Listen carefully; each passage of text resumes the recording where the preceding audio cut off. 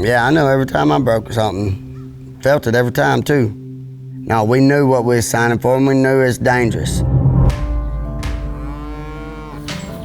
Life don't stop just because you had surgery or you're injured. You have to always be moving forward. Putting one foot in front of the other, because you're raised to help your neighbor and help each other out, because you'll need that help one day. If I want the best for my kids, that's what I gotta do. I'm Chase Outlaw, and I'm a professional bull rider. I'm thankful every day this is the life I live, and this is what I was born into. I was 4 or 5 years old when I knew I'm gonna be a bull rider. A lot of people don't understand, and them people have never been passionate for anything. They've always settled for average. As we move to our world number 3, the CEO of Outlaw Nation, Chase Outlaw. It's hard to really explain. You focus in on at the task at hand, and when you crawl over in on that bucket chute, it all just goes to slow motion.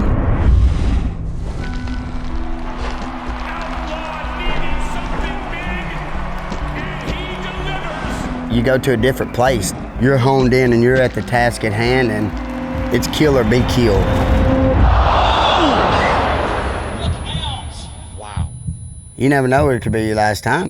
So that's why each and every time you lay it all on the line and you give it all you got. I've been all over the world, living in the perfect spot right here in Southeast Arkansas, right here to be a country boy. Chase is a boy that I watched grow up. Currently rides bulls in the PBR for a living. Just been kind of a lifestyle. I don't know if he chose to be one or if he just chose him.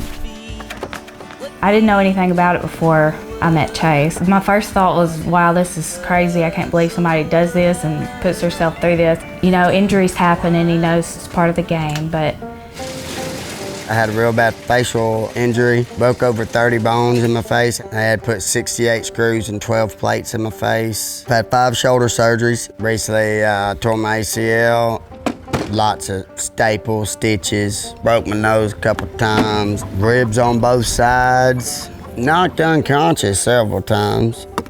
when he gets injured, he should stay down and rest, you know, do what he's supposed to do, but it's hard to keep him down. I have to stay on him pretty hard. You ain't never gonna see Chase sitting still. That son's wound up. He don't know what he's gonna do, but he's on the way to do it. You have to find that mindset. A lot of guys can't come back from an injury. They can't take it. It gets depressing whenever you can't go ride, or even when you're riding with an injury. You know, everybody likes to do something for themselves all the time, but he has got bummed out some, but he loves to be out there with the cows, but that keeps his mind off of everything, I feel like. Cows still have calves. They still need to be fed. It has to be done. Well, this is a rural area and community. It's just a rural atmosphere. you got a lot of farmland down here. Not a lot of rodeo, but I wish it was. We try to keep it, you know, alive here. Chase's daddy rode when I was younger.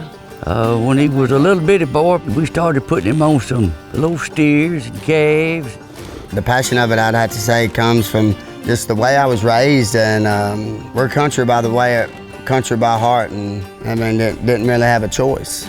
Me and Chase's sister were actually best friends for a long time. Chase was always gone, traveling, and I didn't have the normal life a normal high school kid have. I was never at home, never around my hometown during the weekend. We was leaving, going to a rodeo, and we wasn't coming back till Sunday night.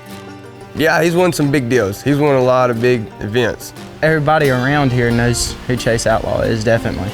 people in the community are always pulling for him. We'll get messages, and you know, when he's out on the road riding, and just really the whole state of Arkansas is really amazing to Chase. It's been a long time since I've been here.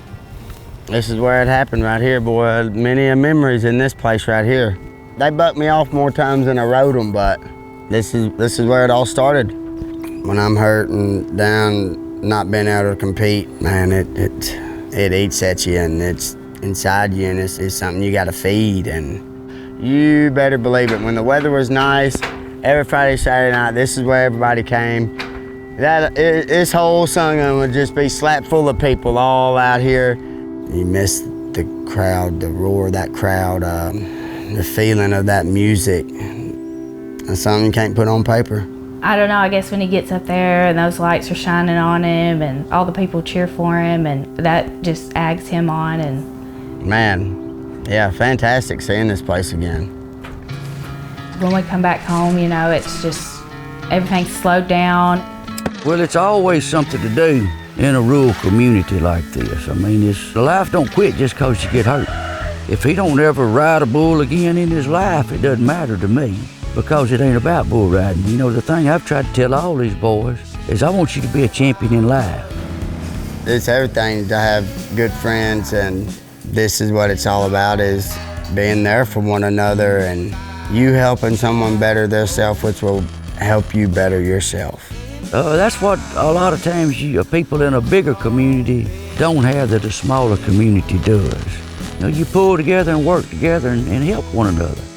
Everything's so much for always one man. I got some of the best friends in the world. This is what it's all about, is being there for one another. And I think being a cowboy is a lifestyle. It's something that is more than just the riding. It's drive, it's compassion. I think that lifestyle is a part of what helps you with your rehab and things like that. It teaches responsibility, it teaches accountability, it teaches the value of life.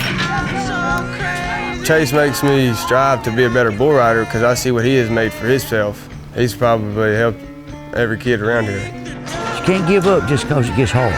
You got to push yourself, and that's when you got to push the hardest. Yeah, he's a lot of a mentor. He comes with us when we're practicing, and he tells us where we're wrong, and then we'll get on another one. And he knows a lot more than me, so he definitely gives me a bunch of tips and stuff of what to help, or if this doesn't work, then try this out. Having that progressive mindset is a key factor to have. You have to always strive to better yourself, better the people around you. It's up to us to instill that into our children, and my children.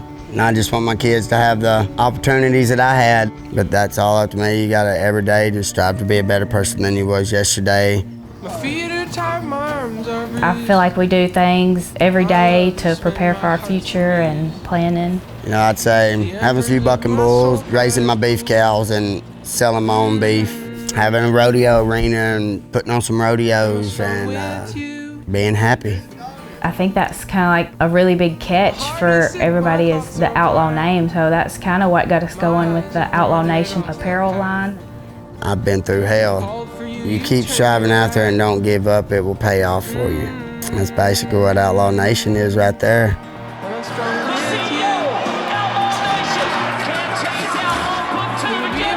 I represent Hamburg, Arkansas. I represent Ashley County. I represent the state of Arkansas now. What I bring to the sport of bull riding. We have a mechanical bull now, and we call that the Outlaw Bucker.